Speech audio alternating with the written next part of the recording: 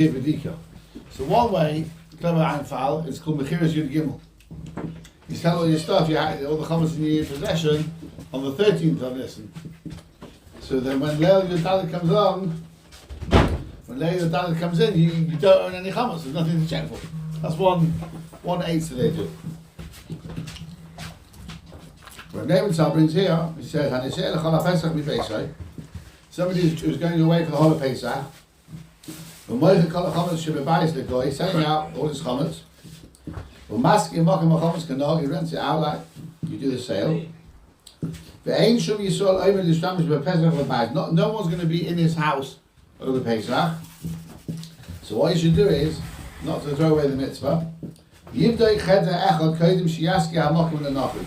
Before you sell it, check one room in the house so you fulfill the mitzvahs chazal of B'dikas Chametz, or wherever you're going to be for Pesach. If you're in a hotel or you're renting accommodation, do your B'dikas Chametz there. Or you can't mitzvahs B'dikas B'mochem she'yisha shom Pesach ba'atzma himself or yadei shliach with a shliach. My Sicha Brusa, he had an interesting shayla, very interesting one. He has a flat in Netanya, so he was leaving England. It wasn't quite Erev Pesach, it was the day before Erev Pesach.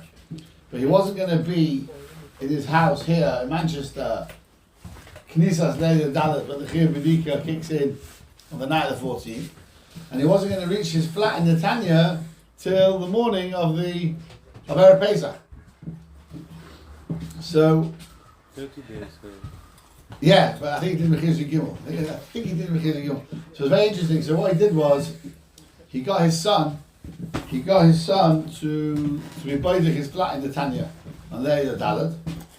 So he was going to his B'dika over there, even though he was like in no man's land. He'd left England, but he wasn't in his flat in Israel. You can. Imagine you can. So that's what he did, but he was like, technically he had two places to check, technically. So I think he did, if I'm not mistaken, he did Mechiras Yud Gimel here, sold it here, and he got his son to do it on Leil Dalet in the Tanya. Now, he said, so what do you do if you're technically going to be away from your house, you're travelling before Pesach, before Erev Pesach, and you haven't got a shliach to do it for you. But it seems to be you're going to be coming back on Pesach. So he said, what you should do is, let's say you're leaving on the 10th, but you're going to come back Chol Hamoed, let's say. He says, Yivdoi b'lo bracha b'layla shekodim l'siyasa. The night before you travel, do B'dikas Chametz without a bracha. Say the nusach of bittul, which you say at the night time. Kol chamir v'chamir. And then, on the morning of the 14th, wherever you are, again, do the bittul you normally do, the nusach of Kol chamir again, on the morning of the 14th. So you're okay, the house was checked. The bittul was said, when you checked it at the night time. You then did it again, and there's man biur on the morning of the 14th, so that's fine, that's perfectly okay. Now this year, of course, it's all different, because Erev Pesach is Shabbos. So this is the nightmare of nightmares in a way for Chametz. Yeah, because you can't eat matzah Erev Pesach, you've got to have shalosh seudos, you've got to have 3 meals, so you're going to have to eat Chametz, and nobody really likes Chametz in the house on Erev Pesach. So, from what I remember last time, or the time before, so how many people will be in your home for? How often is it? Not very last one was 7 years ago, I think. What, Friday? Yeah. Is it really? Yeah. Sunday, I remember it. There's one, I think 2013, I think it was, if I remember correctly. I don't remember ever being 2010. Was it what? 2010? 2010. 2010 was it? 2010. So what you do is, let's say there's 5 people in your house, so you need 5 rolls for Friday night, 5 rolls for Shabbos morning, and what they do is they daven late, everyone davens early, you come home, you make kiddies have a roll, It's not that early. then they bench, and then they b'diavad have shalosh seudos before Shah serious, and eat the 3rd roll. Careful to eat it over a napkin so you no crumbs, so you chuck the napkin down the toilet, and you say bittul at the normal time, at 4 hours, whatever it is, 11 o'clock, whatever you normally do it. That's how you do it. That's how you do it this year. So we check on the night of the 13th, that's Thursday night, with a bracha. You do bittul after the b'dika. You then burn your chametz on the 13th before Shah Chamishis, like as if it was a normal year, at the same time as a normal year. but the bittul you don't say then. You keep the bittul for Shabbos morning, for Shach HaMishis on Shabbos morning. It's a good question because I think Lamaisi, you're still allowed to own chametz. You're still allowed to have it. So I think you cover yourself both ways, and you leave it to the last possible moment to do your bittul just in case something turns up in between. You're okay. You're okay with it. I think that's why you do it. I think so. Now, very interestingly, he brings here. We mentioned last night. Rabbi Falk used to talk about doing b'dikas chametz with a strong beam torch, because nowadays with our houses, you're not going to go close up with a candle, which might drip on your car. You get wax on a carpet. See how what's your wife's face or your mother's face, right? Yeah, I burnt my carpet. Yeah, I'm sure you do. Yeah. Ask Ariel, you get a tissue fire. Tissue fire, right? And so he brings here very interestingly. He said he saw his Rebbe Shlomo Zalman Auerbach. He said his minhag is to turn the lights off when you do b'dikas chametz. He said he found written that Shlomo Zalman kept the lights on. Shlomo Zalman kept the lights on, and he said that the electric lights plus the light of your candle makes a really good light and makes it easier to see. Now it's our houses are so well cleaned before Pesach. You're not going to find very much. So it's very easy to 1, 2, 3 check your house. But the mice is a serious b'dika, and everyone's got stories of finding the horror of finding some chametz on Pesach. Tell you an interesting one. Somebody I know, he won a prize of a bottle of whiskey, and he got delivered on Chol Pesach. So now you have to have your wits about you, because you can't make a kinyan on it, because you'd be over by the matzah. You can't be kind of it. So what do you do when the Amazon guy knocks on the door or the Royal Mail? Back. You can always decline the delivery. So what you have to tell them to do it. Well, if you tell them to take it back, you can probably let the guy have it. So you have it if you really wanted to. You can't, because you can't be a corner. Because you haven't been kind of, have you? It's not yours. You can't take it and be kind and give it back to that. You certainly can't do. So you have to have your wits about you, and you can tell him leave it outside there next to the bin. Last time was 2000. With no kinyan at all. Right? Ask Heshi. Heshi had a great story. He forgot to sell on time. Had to put all his whiskey out of the box next to the bins, and he was wondering what would happen. And it was every night it was there. Anyway, last night Pesach, he heard the noise. It all got nicked. Last night Pesach, he said the goy smashed the started bottles and walked off with all the unstarted bottles. So it does happen. So you have to have your wits about you. You may remember not to make a kinyan. So either say to the goy, take it back, I don't want it, or leave it at Mokum Hefka where it's clearly you're not being kind of it. But these stories really, they do happen. Now, by the way, if you do find chametz on Pesach, on Yom Tov, you must cover it and then burn it on Chol Hamoed. If you find it last day, so you burn it after Pesach.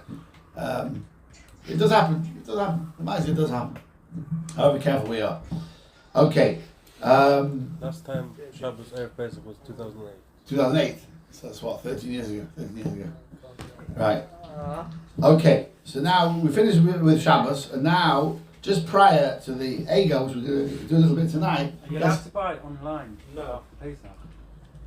But some people do that. They order, if it's off on the whiskey or something, they order for delivery. But you see, with the goy, Kesef is kindness. If you pay for it, if you pay with your credit cards, as you do online, up front. Only by a shop, I thought. What? It's not a real shop. No? No, but you made a kinyan. You paid for it. Buy now, pay later. With the Yid, with that, because Mashiach, with the Yid, you need Mashiach. But with the goy, I think Kesef. Credit card. Your bill's not out. Yeah. 30 days. You bill. Credit. No, they pay immediately. They just send you the bill after. No, they also don't You have paid for money. it. It's the They credit. also get paid immediately. Credit What? cards only get the end of the month. No, that's when you get the bill.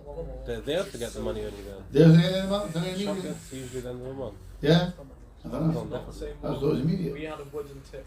No, we get it immediate. When it's approved, I think it goes straight into your account. It goes straight in. That's why they prefer debit cards than credit cards. Debit goes definitely straight in. Yeah, it goes straight in. I think but you pay less. The fee is less on a debit card. Yeah. So they prefer Let's take less protection, right? So last year, I think it was last year, maybe a year and a half ago, Ramon Gross, who was big in the Hashgach in Eretz Yisrael, yeah, he came and spoke here, and he spoke in Manchester Kotel about the shaila of your cousin, yeah, Ariel. David, if you don't want to listen, you can go with pleasure. There's no obligation to stay. So he was speaking about, can you make synthetic meat? Can they they can tamper with the genes of the animal, and they could theoretically reproduce meat. And vegetarian meat. Yeah, but this would be real meat. They can actually, and the shaila was, they have to take the extract from the neck of the cow while the cow is still alive. You've got to take out some of the cells from the right. The whole shaila of Even Achai. Is it Even Achai? No, it was a wonderful share. Goes through all the stodim about. He said because if it was mutter to do it, you can actually solve the expense of the cost of meat. You can genetically produce it, and you have as much meat as you want, and it will taste like meat, it will look like meat, and everything. But it's not from a cow, yeah. And is it fleishik? Anyway, but he also spoke about the egel.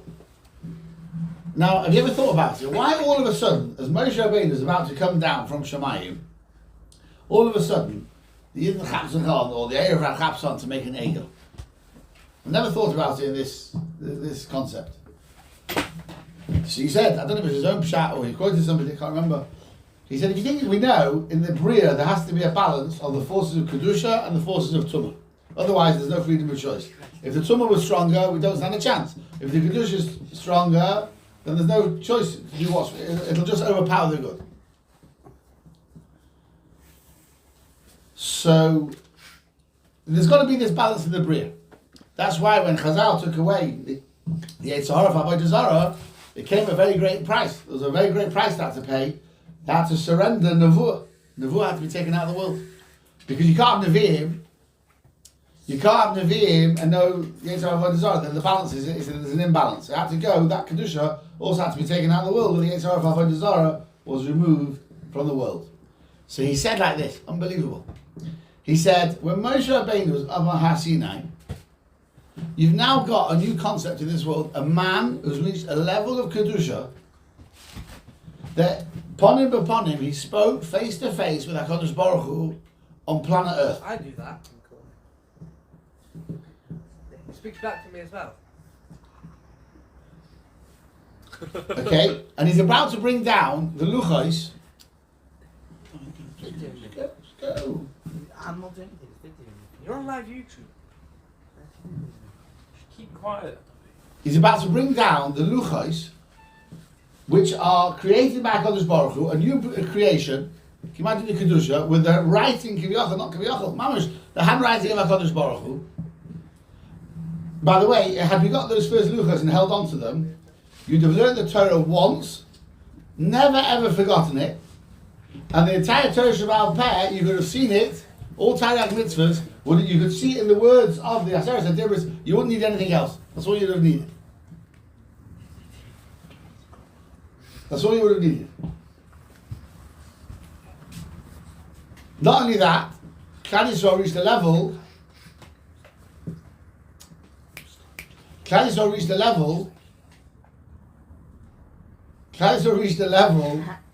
of the madrega of Adam Rishon before the sin. That means the Yetzer Hara was completely out of them.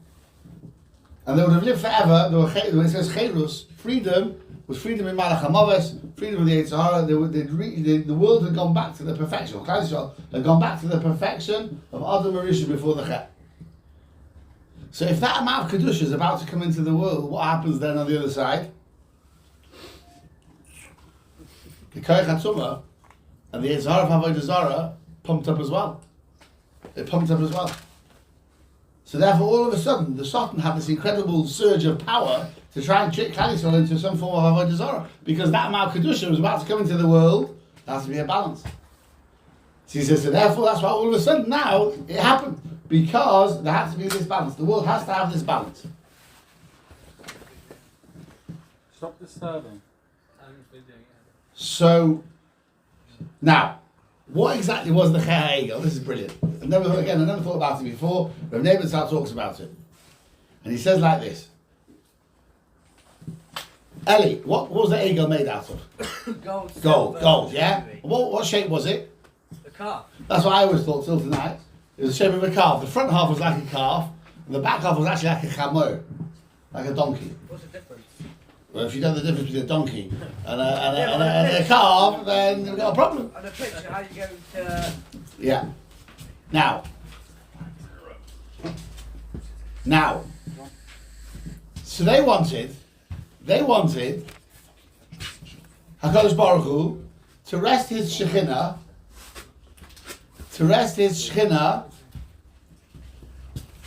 on a gold calf. Now, is there anything strange about that? Anything strange about that? Anything strange about that? Anything wrong with that, essentially? Because Baruch Hu should be mashra his Shekhinah on a gold calf. Well, what happens to the Kodesh Kodashim? Where does the Kodesh Baruch Hu rest his Shekhinah? On 2 gold kruvim. So what's the difference? Kruvim, a calf, and the calf. Anyway, the picture of a shire. Anyway, it's one of the legs of the Merkava. They saw these amazing things. Mishkan yet though. Wait, but the concept. It's a concept. What's wrong with it? They knew. It seems to be they knew there was the machlokes whether there was going to be a Mishkan or not. But think about it conceptually. What's the difference? Because Baruch rests his Shekhinah on 2 gold kruvim, or he rests his Shekhinah on a gold calf. What's the difference? Yep. And they didn't deny Kodesh Baruch Hu's existence. What they were looking for was a non-biodegradable Moshe Rabbeinu. Go between. They say, Kizeh Moshe Ish, Moshe Rabbeinu. They thought because Baruch Hu rested his Shekhinah in Klal Yisrael via Moshe Rabbeinu. So they said, well, we've got a problem here. He's dead. He's gone. He's in Ish. So we need something which will last for longer. So let's get a gold calf. And of course, Baruch Hu will rest his Shekhinah in Klal Yisrael over this calf like he does on the Kruvim. The Meister is a murder kasha. It's a murder kasha. So what did he do wrong? What was wrong in wanting to build a calf? Says Rav Nebensal, a Nifla. He said, it's not for us to decide where HaKadosh Baruch Hu rests his Shekhinah. Now they didn't come along and say to Aaron, Reb Aaron, please, perhaps we can have a replacement for Moshe Rabbeinu, and maybe HaKadosh Baruch Hu will put his Shekhinah there.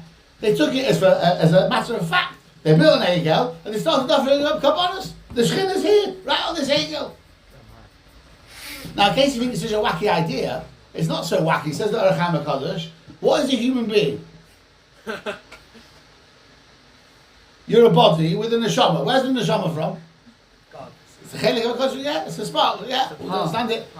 So what's the difference if you got a golden calf and give me a Kodesh Baruch Hu, a little bit Kodesh Baruch Hu's here? Human beings are the same thing. So conceptually, it's not so wacky what they were thinking. Says Rav Nebensal, but the problem was a human being can't tell a Kodesh Baruch Hu what to do. Thinking you can tell a Kodesh Baruch Hu what to do is avodah zarah means there's another kaich in the world which can force a Kodesh Baruch Hu to put his Shekhinah on a golden calf. That's the chet. That was the chet of the Egel. Not the concept of having a gold calf here. It's not too different from the Kruvim.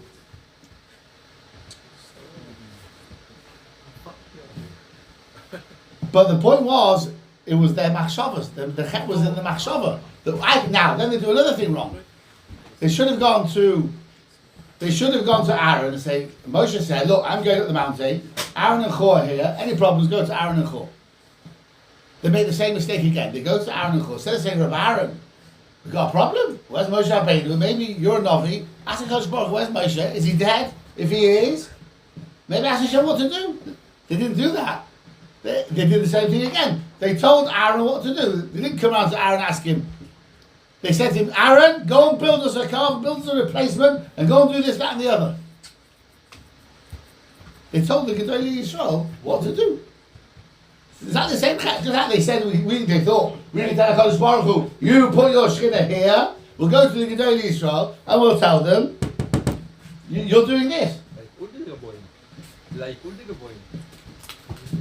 Okay, so he said, now we can understand why HaKadosh Baruch Hu was so annoyed with the Chet HaEgel. Right? It was b'machshava. It was more b'machshava. Now, it was started by the Erev Rav. So what did Klal Yisrael do wrong? And this is a scary thing. They were passive and didn't stop them.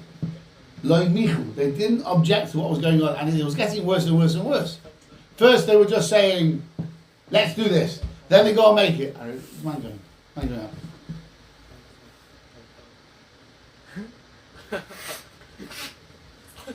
And then they say, "Hey, heck Yisrael." Then they start believing it. Some of them start offering to it. It got progressively worse, and each time Clan Yisrael don't do anything. Now I'll tell you something amazing. The Meshech Chochmah says it, but I saw today the Rambam says it. The avodah on Yom Kippur. Why on Yom Kippur? It's amazing this. There's two sets of korbanos have to be brought. From the Kohen Gadol, he has to bring a bull. And Klal Yisrael have to bring 2 goats. Amazing. And the bull has to be paid for by the Kohen Gadol. And the 2 goats are paid for from the half a shekel of the avodah during the year. That's part of it. That pays for the half shekel. Says the Rambam, Yom Kippur is mechaper every year for the Chet HaEgel. So therefore the Kohen Gadol himself has to pay, because Aaron made the Egel. He facilitated it, actually make it popped out, but he facilitated it. So the Kohen Gadol every year has to pay for a par, which is a bull, a male Egel, a bigger Egel, for a kapara for that every year. And Klal Yisrael have to bring 2 goats, who in the Chumash was sold, connected to a goat. Yaakov. Yosef.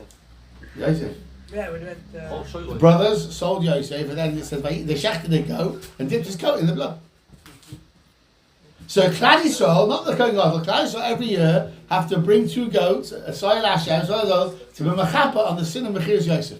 Why 2? Well, one's Hashem, one's Azazel.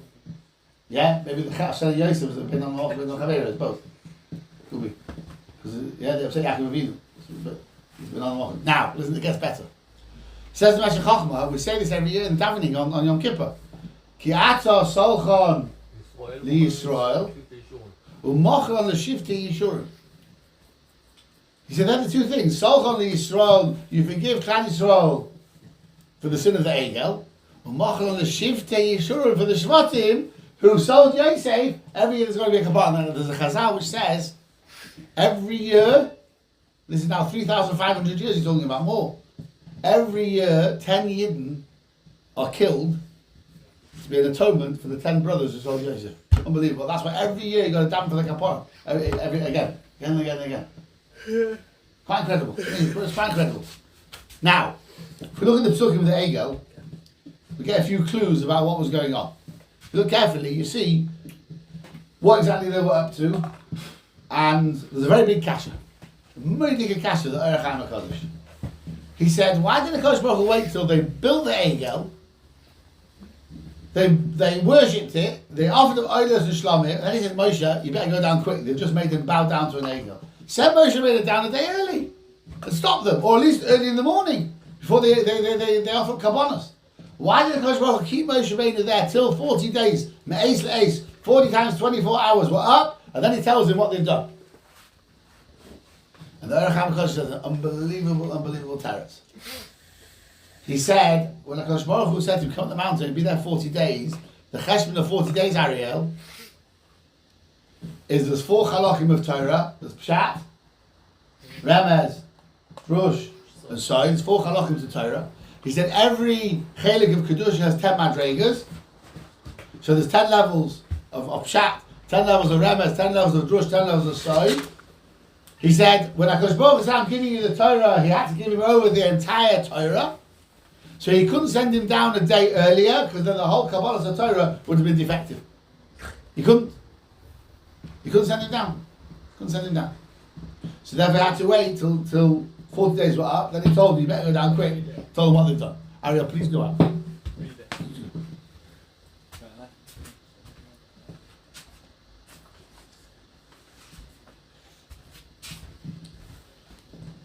Now, just prior to coming down, the Torah tells us something very, very interesting. Just Derech Agav, it's a very interesting thing to know. It says, "Vayitin el Moshe kechalosin ledaber itzvei b'har Sinai." Hashem gave to Moshe when he finished speaking with him, Shnei luchos ha'edus, 2 luchos even, made out of stone, kesuvim, inscribed be'etzbeh elikim. So this word kechaloso is written without a vav. So it sounds like the word kechaloso, like his colour. Like His colour. So Rashi brings 2 explanations from Chazal, and there's a third one Rashi doesn't bring because it's not the field of Pshat. Not so close to the Pshat, but it's an amazing Chazal. The first one is, how was it possible for Moshe to learn the whole Torah in 40 days? So Chazal say, unbelievable. It says, Shenimsur eloi Torah b'matana, the Torah was given to him as a gift. Kekala lechasan, like a kala is given as a gift to the chasan.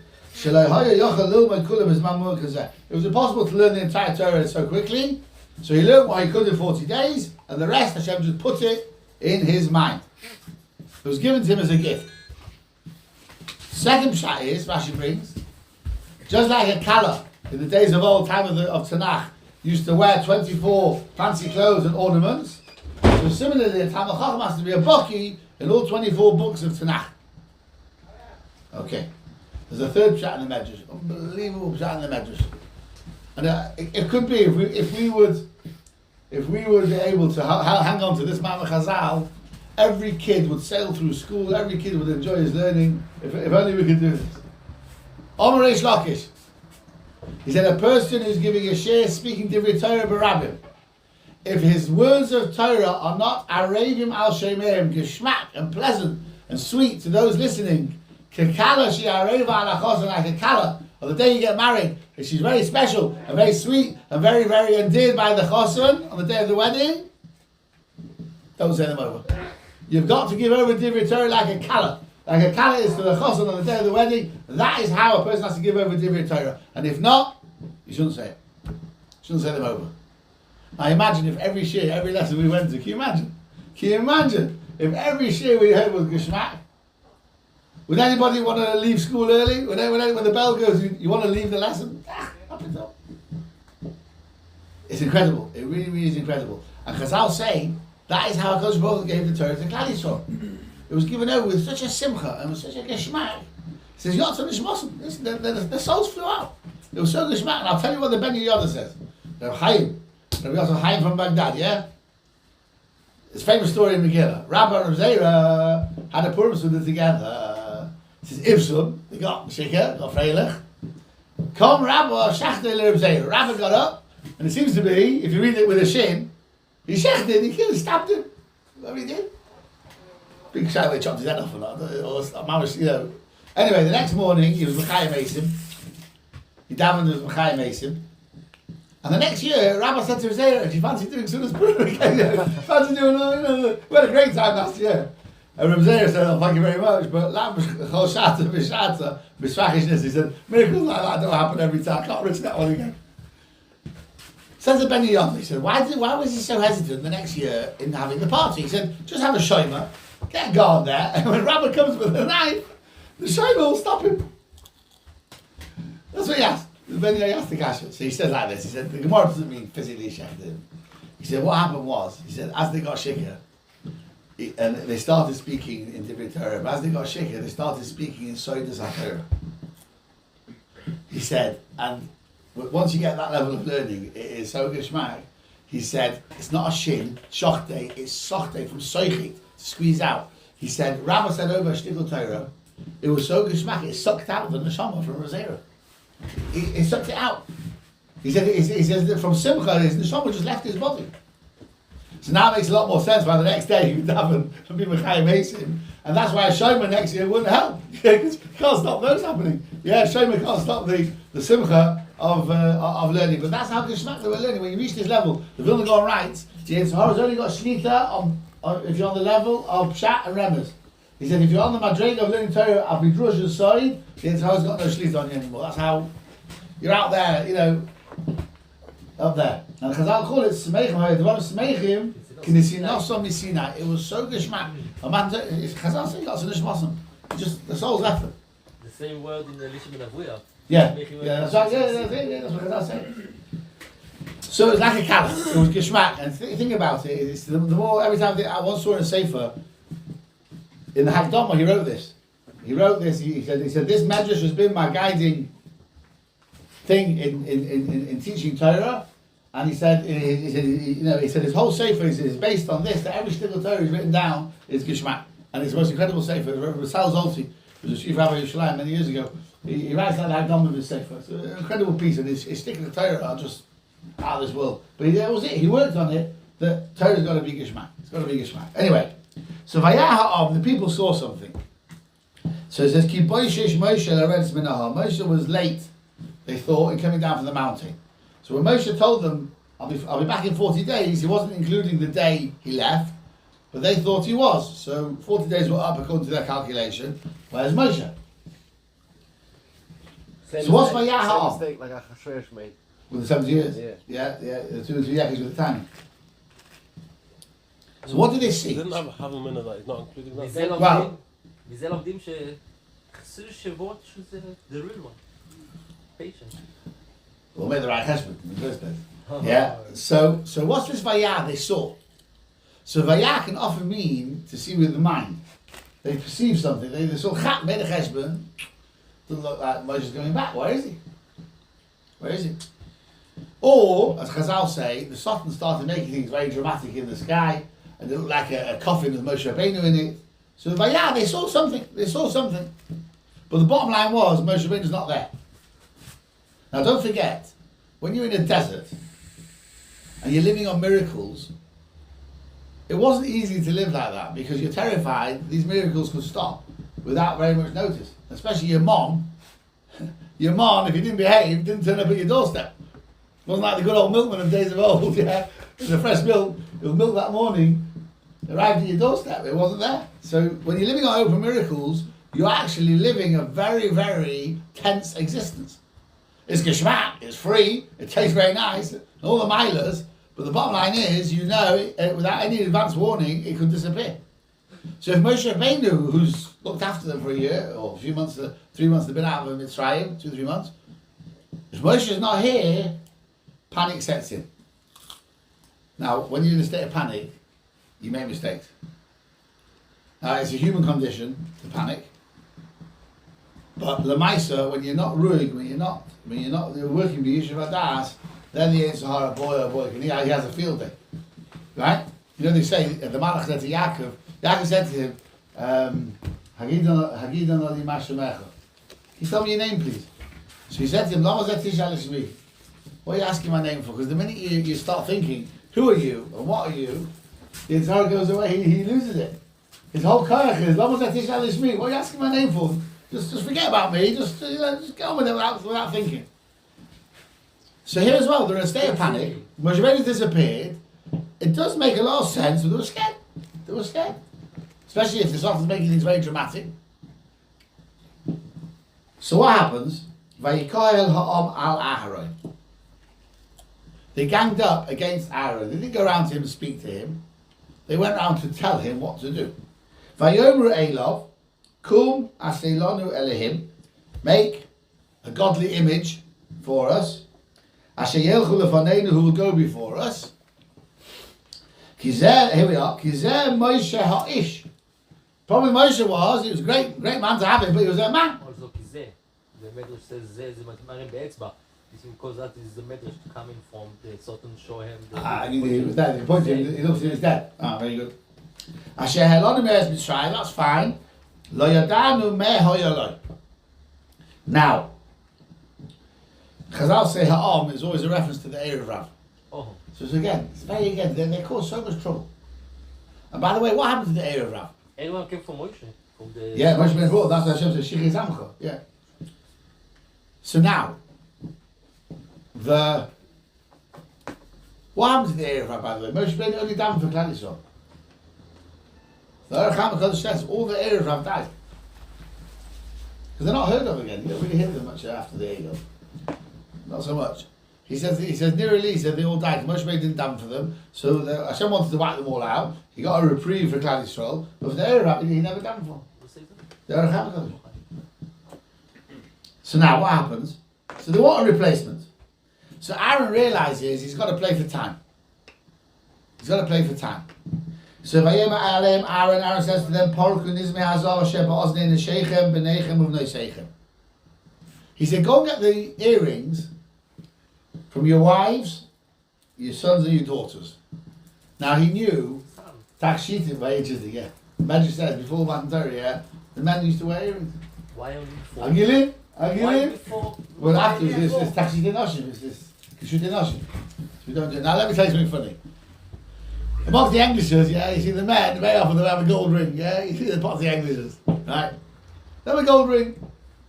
After the chuppah, after the chasna, the yichud, the Kala gives the chasna or eiche ring. Yeah. What's the reason, by the way, a Kala wears a ring? Says the Sefer Chinuch is to remind her she belongs to her husband. So the English is, they want the chasna to remember it belongs to his wife. Yeah. That's very nice touch. Anyway, I once met a fellow, a real comedian, a very from fellow. He was a real chavra. And he used to wear a gold ring. So I said to him, Dennisel, do you realise, do you know why the eagle happened? He said, why? I said, because Jewish men have rings.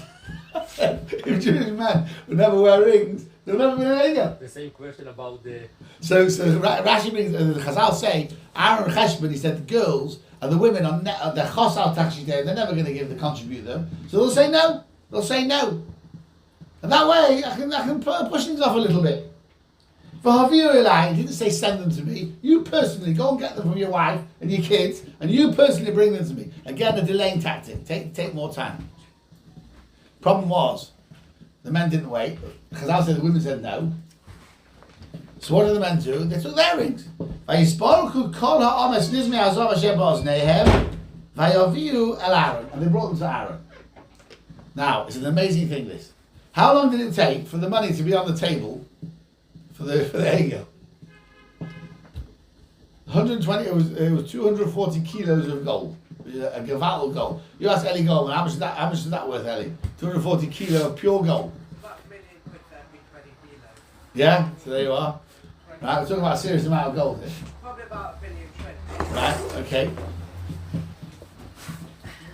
So, it took, within 5 minutes, the money was on the table there. Everyone took it. Here's the go. For the Mishkan, how long did it take to collect for the Mishkan? 1 day. It took 36 hours. Yeah, is that where it comes from? All the charity campaigns are 36 hours. Could be. Right? So hold on a minute. For the Egel, unlimited money is on the table in 5 minutes. No time at all.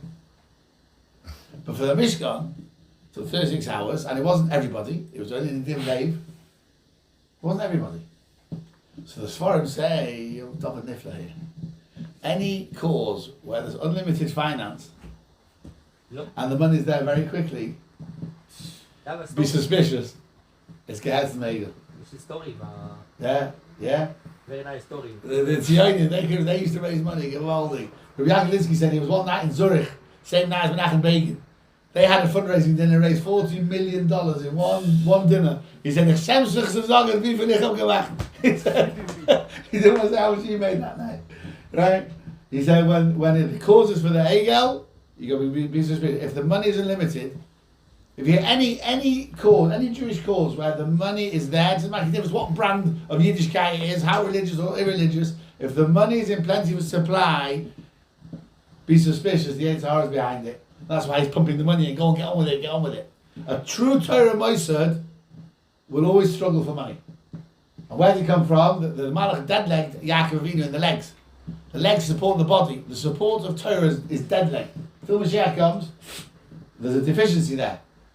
Right? It's brought down. How much brought down as far? Okay? So, the money's there very quickly. Yitzhar doesn't hang about. Yeah? He wants something done, he gets it done quickly. So Aaron now starts slapping on a bit. He takes it from the hand. He starts chiseling away, chiseling slowly. Stops for a coffee break. Nowadays you go out for a cig. Yeah? Right? Vayasehu egel masechel. He made this molten egel. Vayomru eilel. So they got this image here, and now the Erev Rav come around it and they say, Vayomru eilel lehachi Yisrael asher haluchem me'eretz Mitzrayim. These are your gods, Yisrael, who took you out from Mitzrayim. Now they weren't stupid people, and Klaus knew it's just been made now, so how could it take them from Mitzrayim? So what they meant was the Shekhinah is resting here on this egel now. And that's who brought you out from Mitzrayim, because Baruch brought you out from Mitzrayim, but now he's resting on this egel. Now, what happened to Chur? What happened to Chur? Okay, what's that? What happened to Chur? Chur got killed. Yeah, because it says clearly, Vayikahalo al Aaron. Where's Chur? Chur was with Aaron together. And the base did. So Chazal said Chur tried to stop them, he objected to this, and they killed him. So Aaron realised he better do something, because if they kill Aaron, it said Chazal said later on in history when they killed Zechariah and the Kohen Gadol, there was no kapara. Right? Over 1 million Jews were killed by Nebuchadnezzar as a kapara for killing the Kohen Gadol. So Aaron knew if they kill him, Klal Yisrael will never ever have a kapara. So he basically sacrificed himself to save Klal Yisrael. But Chazal say it was wrong. Gemara Sanhedrin says, Kol ha'mavarech b'yitzei ha'beirech niyetz Hashem. Kol ha'mavarech is Aaron. Chazal is talking about Aaron. Aaron's cheshbon was wrong. Why? We're talking here about the greatest man in Jewish history, so it's hard to say it. But you can't make cheshbonos. If a cheshbon says don't do it, or this is what you do, we can't make cheshbonos. Can't make cheshbonos. And now, this is why the Mishkan was a tikkun for the Cher HaEgel. How did they build the Mishkan? You're not allowed to draw designs of a Mishkan. The design was given by Nevuah how to build the Mishkan, the Beis Hamikdash, and the Beis Sheni as well. What does it say in Parashat Vayakhel 19 times? Kasher, Tziva Hashem es Moshe. Kasher, Tziva Hashem es Moshe. They understood the chet was, they used their own initiative. We'll have the Shekhinah here, on this dimension, and we'll tell Aaron what to do. And even Moshe Rabbeinu. Hashem says, Shiches Amcha. You took them out, you didn't ask me. Moshe Rabbeinu did something on his own accord. So what's the tikkun? Kasher Tziva Hashem es Moshe. No more chidushim on your own anymore. No more big ideas. Kasher Tziva Hashem es Moshe. Right? Kasher Horeisa Baha. Kasher Atomara Baha. You've got to learn to follow instructions as you're given the instructions. No more big ideas by yourself. That's why the Mishkan was a tikkun for the Cher HaEgel. They learned to perfect, to do as we're told. Quite incredible. Now, Kabbanos are very strange to us. The whole avoiding the Beis Hamikdash is strange. Well, you can only eat it for one day, one night. What's wrong with it? You know, put it in the freezer. What's wrong with it? No, it's got times, it's got halachas, and it's all cooking. We don't understand. That's exactly the point. I'm making you do an avodah which you don't understand. Why is it certain kabbanos only male kohanim can eat it? Some they can give it to their daughters, their wives. What's the difference? The chatzos, everybody eats a chatzos. No. It doesn't matter if it's irrational. That's exactly the point. It's you got to do as you're told and not question it, because that's where we went wrong with the Egel. We made our own cheshbonos and we did our own thing, and it all crash landed. So Vayah Aaron Vayivam Mizbeach Lefonov. He built this Mizbeach not for the Egel. Vayikra Aaron. He said Vayam Echad Hashem Mocha. He was convinced Moshe would come down and tomorrow they would actually serve HaKadosh Baruch Hu. But what happened? They didn't wait. Vayashkimu Mimachros. The Yisrael got them up early. For Shachris, we get there late, yeah? And for an Egel, Vayashkimu. Look what happens here. It's brilliant pshat here. Vayalu Oilos. First they offered up an Oila. Then Vayagishu Shlomim. Then Vayeshev HaOmlech V'Shosah. They sat down to eat and drink. Then Vayakum L'Sachet. They got up to make a mockery. Fire came down. No. No? The pellets, the mom came down that morning. The mom came down. Somebody, even the Chazal, they offered up the mom to the Egel. Can you imagine? So Rabbi Yaakov Linsky said, this pasuk tells us what really happens with that Egel and all future Egels in history, like communism and all the isms of history.